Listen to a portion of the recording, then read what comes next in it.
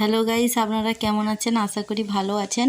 নতুন বছর পড়ে গেছে, নতুন বছরের অনেক শুভেচ্ছা আপনাদের, অভিনন্দন, ভালোবাসা জানিয়ে আজকে আমরা সকলে মিলে ফিস্ট করতে যাচ্ছি। সামনেই একটা আমাদের রূপনারায়ণ নদী আছে, তাই বাড়ির সকলে মিলে ভাবলাম চলো আজকে ফিস্টি করে আসি। তাই আমরা সকলে মিলে আমরা এই যে বোনেরা যাচ্ছি, আর কয়েকটা বাচ্চা তারা আগেই পৌঁছে গেছে। তারা তো খুব উৎসাহিত যাওয়ার জন্য, তাই তারা আগে সাইকেল নিয়ে চলে গেছে জিনিসপত্র নিয়ে, আর আমরা কয়েকটা হাতে হাতে জিনিস নিয়ে যাচ্ছি। যেতে যেতে দেখুন কত, অনেক দিন আসা হয়নি নদীর ধারে, তাই কত গাছগাছালি, সরু রাস্তা চলে গেছে, আর একটু দূরেই দেখা যাচ্ছে নদীর কাছেই চলে এসেছি। দেখুন নদীর কাছেই চলে এসেছি, দেখা যাচ্ছে ওই দূরে ফাঁকা জায়গাটা, ওখানটাতেই নদী আছে। যেতে যেতে আমরা পৌঁছে গেলাম যেখানে ফিস্ট করব। সেই জায়গাটা একটা চয়েস করেছি, গাছ আছে, নাহলে খুব তো রোদ, তাই একটা গাছের ছাওয়ায় বসেছি। এবার কোথাও উনান হবে, দিদিরা সকলে মিলে ঠিক করছে, উনানটা ঠিক করছে না, কারণ অনেকটাই আমরা বেলাতে এসেছি, সেই জন্য উনানটা আগে রেডি করে নিতে হবে। তাই উনুন সকলে মিলে আমরা ইট বয়ে উনানটা রেডি করছি। আর এদিকে আমরা আনাজপত্র কাটা হয়ে যাচ্ছে, কারণ বসে থাকলে একদমই হবে না, বেলাটা অনেকটাই হয়ে গেছে। হাতে হাতে সকলে মিলে কাজ করে নিচ্ছি। এদিকে বেগুন কাটা হয়ে গেছে, বেগুনি হবে। আর আমার বোনঝি এদিকে শসা কাটছে, কারণ টিফিনটাও করা হয়নি। এখানেই ভাবলাম বেগুনি করে শসার চাট করে একটু মুড়ি খাওয়া হয়ে যাবে, তাই সকলে মিলেই হাতে হাত কাজ করছি। বাচ্চারা তো এদিকে খুব ছুটাছুটি দৌড়াদৌড়ি করছে, দৌড়াদৌড়ি তো ওতে তো ব্যস্ত হবেই। আর এদিকে মুড়ির হয়ে গেছে, বেগুনি হওয়ার পর আমি এদিকে চিকেনটা রান্না করব, তাই চিকেনের জন্য তেজপাতা দিয়ে দিয়েছি। তেজপাতার উপর তেল দিয়ে দিচ্ছি। চিকেনটা আমাকেই করতে হবে, কারণ চিকেনটা ওরা কেউ করবে না, বলছে তুই কর চিকেনটা, তাই আমি তেজপাতা দিয়ে দিয়েছি। এদিকে চিকেনের মধ্যে সব কিছু মশলা মাখিয়ে দিয়েছি, পেঁয়াজ, আদা, রসুন, পেঁয়াজ সব কিছুই দিয়ে দিয়েছি। তার মধ্যে তেলের মধ্যে দিয়ে দিচ্ছি এলাচটা কয়েকটা ফাটিয়ে নিয়েছি, দিয়ে দিচ্ছি। তার মধ্যে তেলটা গরম হয়ে গেছে, চিকেনটা দিয়ে দিচ্ছি। চিকেনটাকে একটু ভালো করে কষিয়ে নেব। চিকেনটা একটু কষানোর পর আমি লঙ্কা গুঁড়ো আর হলুদ গুঁড়ো দিয়ে দেবো, কারণ এতে লঙ্কা গুঁড়ো আর হলুদ গুঁড়ো দেওয়া হয়নি। লঙ্কা গুঁড়ো হলুদ গুঁড়ো দেওয়ার পর কিছুটা সময় ভালো করে কষিয়ে নেব।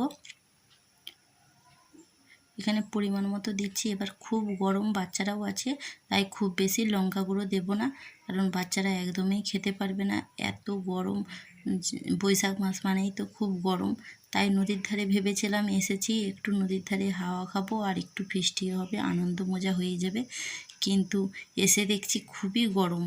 তার জন্য একটা বাড়ি থেকে আবার ছাতা নিয়ে এসেছি, কারণ ছাতা নাই বসলে একে গাছের ছাওয়া থেকে আবার রোদরা গড়ে চলে যাচ্ছে, তাই তো ভীষণ গরম। বাচ্চাটা তো খুবই কষ্ট পাচ্ছে, তাই তাড়াহুড়ো করছি যাতে রান্নাটা করে খেয়ে দিয়ে বাড়ি চলে যাই। একদমই দেরি করব না। নদীর ধারে একদমই হাওয়া নেই দুপুরবেলা, হয়তো বিকেলবেলা একটু হাওয়া উঠতে পারে, কিন্তু এখন একদমই হাওয়া হচ্ছে না। আর একটা উনানেতে আমার দিদি রাইস করছে, রাইসের জিনিসপত্রগুলো নাড়ছে, মটরশুঁটি, বিম এগুলো নাড়ানাড়ি করছে, রাইস হচ্ছে। এদিকে তো বাচ্চারা খেলা করছে, কে কার ফোন নিয়ে ঘাঁটছে, এইভাবেই আমাদের সারা দিনটা কেটে যাচ্ছে। নদীর ধারে আর যাওয়াই হচ্ছে না। দেখুন চিকেনটা প্রায় কষা হয়ে গেছে, এবার একটু জল দিয়ে সেদ্ধ করে নেব। চিকেনটা সেদ্ধ হয়ে গেলে এবার সব বাচ্চারা সকলে মিলে আমরা খেতে বসে যাব। চিকেনটা কষা হয়ে গেছে, সেই জন্য আমি জলটা দিয়ে দিচ্ছি, পরিমাণ মতো জলটা দেব, খুব আবার ঝোল করব না, একটু আলুটা সেদ্ধ হওয়ার মতো একটু জলটা দিচ্ছি। চিকেনটা হয়ে গেছে, চিকেনটা নামিয়ে নিয়েছি উনান থেকে, নামানো হয়ে গেছে, চিকেনও হয়ে গেছে। এদিকে রাইস, মাছের ঝাল, চাটনি সব কিছুই রেডি হয়ে গেছে।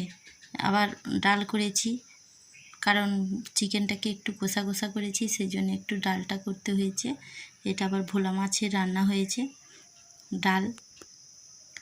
এবার সকলে মিলে আমরা আনন্দ করে খেতে বসে গেছি। আমার দিদিভাই খেতে দিয়ে দিচ্ছে আমার দিকে, আমার মা বোনঝি সকলে মিলেই আমরা বসে পড়েছি। আর আমি তো বসেছি, আপনাদের দাদা ভাই আমি পাশাপাশি সব বসেছি একসঙ্গে। আমার দিদি সব পরিবেশন করছে। এইভাবেই আমাদের আজকের পয়লা বৈশাখটা কেটে যাচ্ছে। ভালোই, খুব গরম আছে ঠিকই, কিন্তু খুব আনন্দের সাথেই আমাদের পয়লা বৈশাখটা ভালোই কাটলো। আর একজন তো আর লজ্জা করে মুখটাকে নিচু করেছে, ক্যামেরার কাছে কিছুতেই আসবে না, তাই মুখটা নিচু করে দিয়েছে। সকলেই ক্যামেরার কাছে আসতে চায় না, নতুন তো ভিডিও করছি, সেই জন্যে ক্যামেরার কাছে কেউই আসতে চায় না। আমাদের খাওয়া দাওয়া প্রায় শেষ হয়ে এসেছে। এবার আমরা খাওয়া দাওয়াটা শেষ করে আমরা একটু ঘোরাঘুরি করে নদীর বাড়ি চলে যাব। ওই বাচ্চা একটা ক্যাপ পরে নিয়েছে, এবার ও একটু নদীর পাড়ে ঘুরতে যাবে, তাই ক্যাপটা মাথায় দিয়ে দিয়েছে। একটু নদীর পাড়টা চলে যাচ্ছি ঘোরাঘুরি করে, আমরা বাড়ি চলে যাব। এবার রওনার পথে প্রায় সন্ধ্যেও হয়ে এসেছে, সকলেই টায়ার্ড হয়ে পড়েছি, তাই বাড়ি চলে যাচ্ছি।